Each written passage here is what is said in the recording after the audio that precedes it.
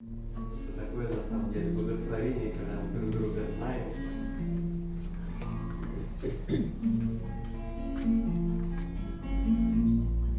Церкви нашей до сих пор помнится мне брат. Он при встрече был всегда непритворно рад. Обнимал, тряс руку и улыбался всем.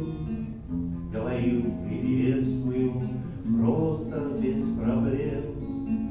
Брат не проповедовал, в хоре он не пел.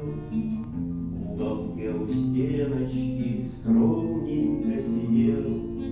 Но зато собрания все не пропускал. Даже если в пятницу был не полон зал. Что-то конспектировал, слушая других, в Библии потрепанной выделяя стих. Был всегда в костюмчике, собран, деловит.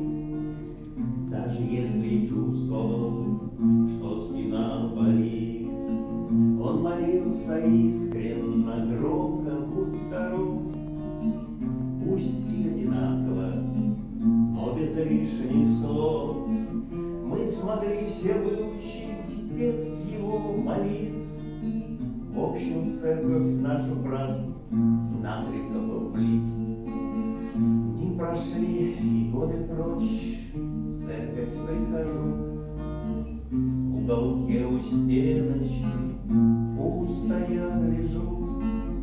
Хоть кричат приветствую мне со всех сторон, но никто не молится больше так, как он. Так не обнимается, как тот старый брат. Может быть, никто, как он, в церкви всем не рад.